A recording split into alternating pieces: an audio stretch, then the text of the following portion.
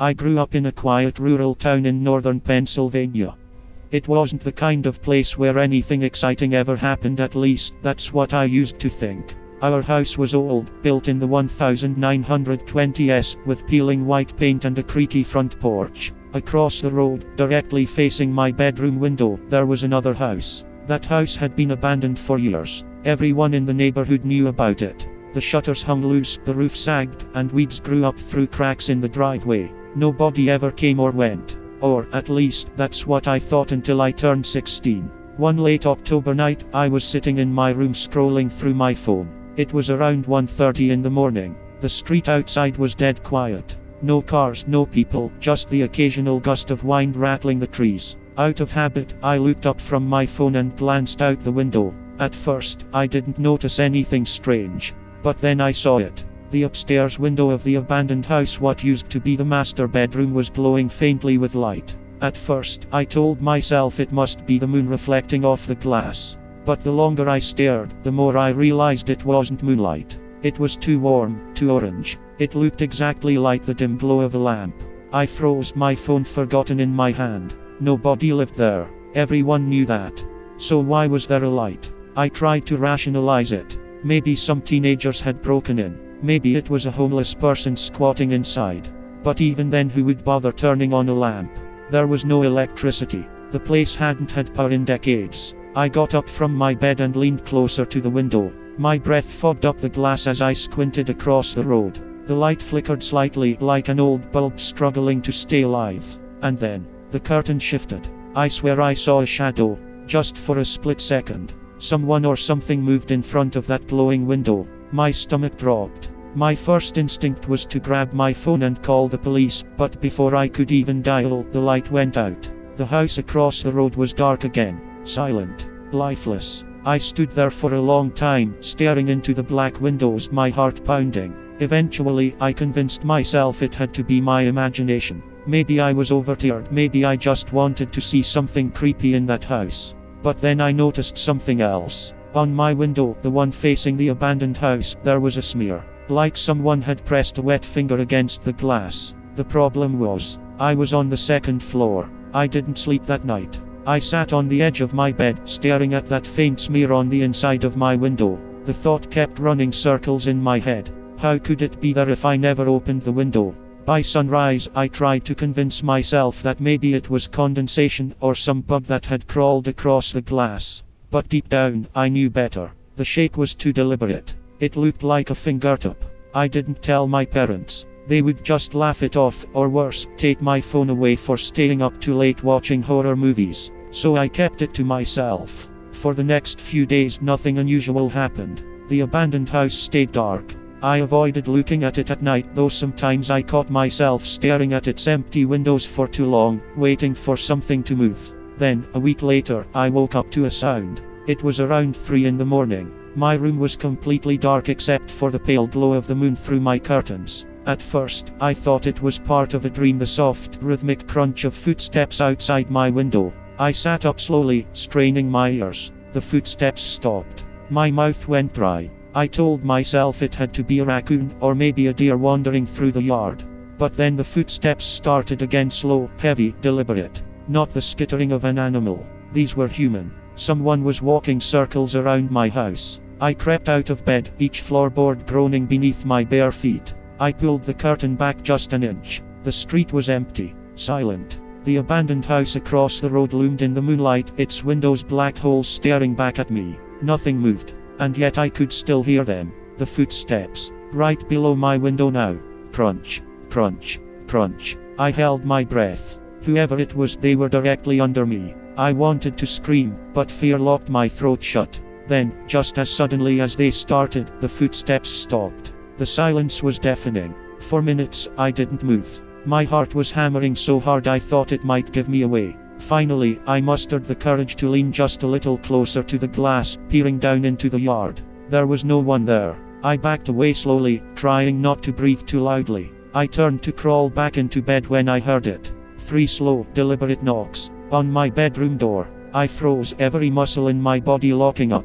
The knocks were soft but unmistakable. Someone was inside the house. I couldn't move. My parents' bedroom was down the hall, and my little sister's was across from mine. If it wasn't one of them, then who? I finally managed to whisper, "Dad." No answer. My legs felt like they were made of stone as I crossed the room. I pressed my ear against the door. Nothing. No breathing, no footsteps, just silence. I gripped the handle with trembling fingers and twisted it slowly. The door creaked open into the dark hallway. Empty. The air felt colder out there, like I had stepped into a refrigerator. My skin prickled as I scanned every shadow, expecting something to lunge at me. But the hallway was still. Then I noticed something that nearly made me pass out. The carpet outside my door, our old beige carpet that never showed much, had a faint, wet footprint pressed into it.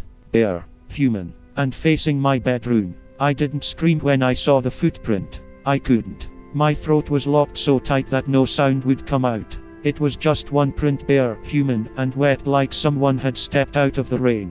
But there hadn't been rain that night. The air outside was dry, the sky clear. I bent closer. The toes pointed directly toward my bedroom door. Whoever left it hadn't been walking past my room. They had been walking into it. The house was silent. I told myself it had to be my dad, maybe checking on me in the night, but the print was too small. My dad's feet were larger. This one was thin, long, and wrong. The big toe seemed slightly crooked, like it had been broken once and never healed properly. I backed into my room, shaking so hard my knees nearly gave out. I shut the door, locked it, and pressed my back against the wood. That's when I heard the floorboards creak slowly, steadily, moving down the hallway away from me. Someone had been in the house, and now they were leaving. I wanted to wake my parents, but terror glued me in place. I sat on the floor all night, hugging my knees to my chest, listening for every groan and pop of the old house. When the sun finally came up, I checked the hallway again. The footprint was gone.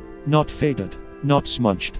Gone. As if the carpet had never been touched. For days, I didn't tell a soul. I avoided being alone, even during daylight.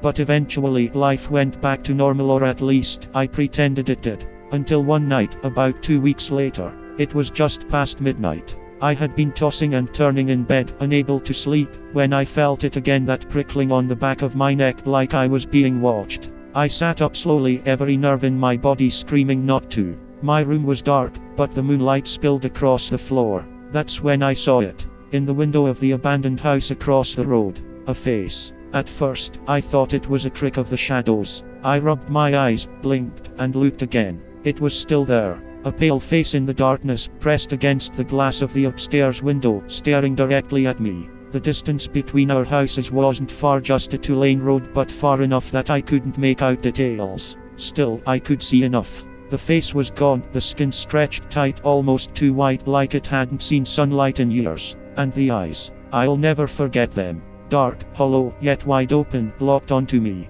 I froze. I wanted to look away, but I couldn't. My entire body felt like it had turned to stone. Then, slowly, the figure leaned back from the window. The face disappeared into the darkness. My heart was pounding so hard it made my vision blur. I scrambled for my phone, trying to take a picture, but when I raised it to the glass, the window was empty. Just black. I stayed awake until morning, staring at that house, waiting for the face to return. It never did. The next day at school, I asked a couple of kids if they had ever seen anything strange in the abandoned house. Most just laughed. One girl, though her name was Haley, looked at me dead serious and said, "You saw him too, didn't you?" Her voice was low, almost a whisper. I froze. "What do you mean?" She leaned in, eyes darting around like she was afraid someone might overhear. "People say there's a man in that house. He only shows up at night. My brother swore he saw him once, staring from the window. He hasn't slept right since." Her words made my stomach twist. It was one thing to see something unexplainable myself. It was another to know I wasn't the only one. That night, I sat in the dark, staring out my window, waiting. Hours passed. Midnight came and went. Just when I thought maybe it was over, I saw it again. Not in the upstairs window this time, but in mine. Reflected in the glass, just inches behind me. A face. When I saw the reflection in my window, I swear my heart stopped. It wasn't my own face looking back at me, it was his. The same pale, hollow-eyed man I had seen across the street. He was behind me, in my room. I spun around so fast I nearly fell over, my hands clawing at the wall for balance. But the room was empty. The door was locked. My closet was shut. There was no one there. and yet the air was heavy, charged, like the moment right before a thunderstorm. I could feel something with me, even if I couldn't see it. I ran to my parents' room. My dad groaned when I shook him awake, and when I tried to explain, my words tumbled out in a panicked mess. Someone was in my room. My mom sat up, bleary-eyed. "Sweetie, calm down. You just had a nightmare." "It wasn't a nightmare. I saw him. In my window." My dad rubbed his face, annoyed. "You've been watching too many horror videos before bed. Go back to sleep." They didn't believe me. But when I begged to sleep in their room, my mom sighed and let me curl up on the floor beside the bed. I didn't sleep at all. I stared at their dresser until the sun came up, every creak of the house making me jump. The next morning, I convinced myself that maybe they were right. Maybe stress and lack of sleep were messing with my head. Maybe the reflection I saw was just my mind playing tricks. For the rest of the day, I tried to push it away. I kept busy with homework, chores, anything to keep my mind occupied. By the time night fell, I almost managed to feel normal again, until the knocking started. It was subtle at first, just a soft tap tap tap echoing through the walls. I thought maybe it was a branch brushing against the siding. But then it came again, louder, more deliberate. Knock knock knock. It was coming from my bedroom. I froze at the top of the stairs, staring at my closed door. My parents were downstairs watching TV, the sound of the sitcom laugh track echoing faintly up to me. I should have gone down there, but something held me in place. The knocking didn't stop. It grew faster, harder, like someone pounding on the wall from the inside. Summoning every ounce of courage, I crept down the hallway and pressed my ear against my bedroom door. Silence. My hand shook as I turned the knob.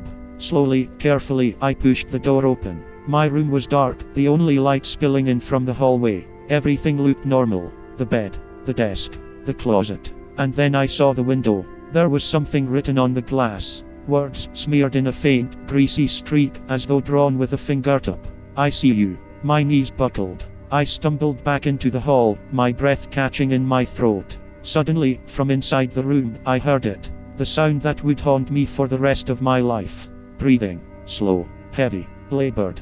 Coming from the corner by the closet. I didn't wait to see what it was. I slammed the door shut and bolted down the stairs, screaming for my parents. They rushed up with me, my dad brandishing a baseball bat, my mom clutching the cordless phone ready to dial 911. My dad flung the door open, shouting into the darkness. But there was nothing. No writing on the window. No sound. No footprints. Nothing. The room was exactly the way it had been before. I could see the disbelief on his face as he lowered the bat. My mom looked at me with pity, like I was sick. "Sweetie," she said softly, "you need sleep. You're scaring yourself." But I knew what I saw, what I heard. That night, I slept in the living room with every light on. My parents thought it was ridiculous, but they didn't stop me. Sometime around 2 a.m., I woke up to the sound of the front door handle rattling. At first, I thought it was my dad, maybe checking that it was locked. But then I realized he and my mom were asleep upstairs. The handle rattled harder. The entire door began to shake, as if someone was trying to force it open. I sat up on the couch, paralyzed with fear, staring at the door. And then, slowly, the rattling stopped. I thought maybe whoever or whatever it was had gone. But then came a sound that turned my blood cold. 3 slow, heavy knocks, on the glass window of the front door. I couldn't see who it was. The curtains were drawn. But I could see the silhouette. Tall, thin, unmoving. Just standing there. I wanted to scream for my parents, but terror rooted me in place. The figure didn't move, didn't leave. It just stood there, waiting. And then after what felt like hours, it lifted a hand. Long fingers pressed against the glass, leaving a faint smear. A perfect match to the one I had seen on my bedroom window. The silhouette at the door didn't move. For what felt like an eternity, it just stood there, hand pressed against the glass, as if it wanted me to come closer. The smudge it left spread slowly down the pane, a greasy trail catching the faint glow of the porch light. I couldn't take it anymore. I screamed for my parents. Within seconds, I heard their hurried footsteps pounding down the stairs. My dad's voice boomed, "What is it? What's wrong?" I pointed a shaking finger at the door. "He's there. He's at the door. Don't open it." My dad rushed forward, baseball bat in hand, and yanked the curtain aside. Nothing. The porch was empty. I was sobbing, trembling so hard my teeth chattered. My mom wrapped her arms around me, whispering, it's okay, you're safe."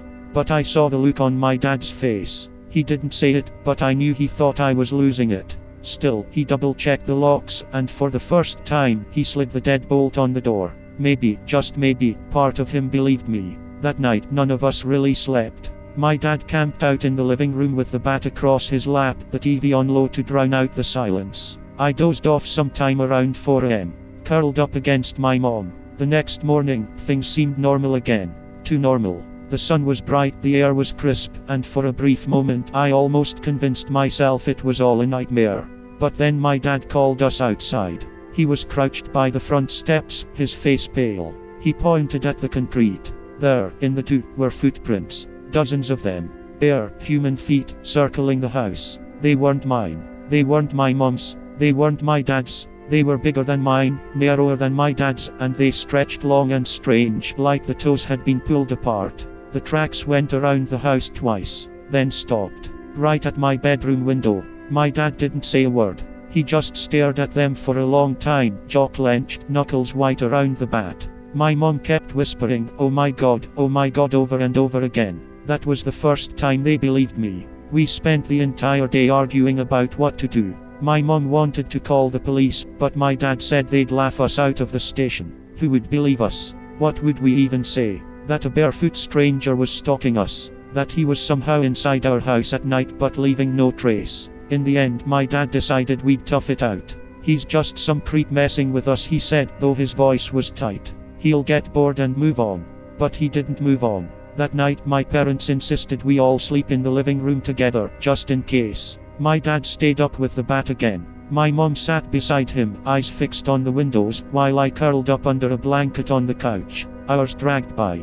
Midnight passed. The silence of the house pressed down on us like a weight. Then it came. The sound of footsteps. Soft, deliberate, circling the house again. Crunch, crunch, crunch. My mom stiffened. My dad shot up from the couch, clutching the bat. His eyes darted toward the nearest window. The footsteps stopped. We all held our breath. Then came the tapping. Slow, measured. Against the glass of the living room window. My mom's hand shot to her mouth to keep from screaming. My dad motioned for us to stay still, then crept toward the window, muscles tensed. I couldn't see who it was from where I sat. I only saw my dad's shoulders stiffen as he reached for the curtain. He yanked it back, and the glass exploded. My mom screamed as shards rained across the carpet. My dad stumbled back, bat raised high. I saw it then. Just for a second the pale face pressed against the broken window, eyes wide, grinning. Not just watching. Taunting. My dad lunged forward, swinging the bat through the empty night.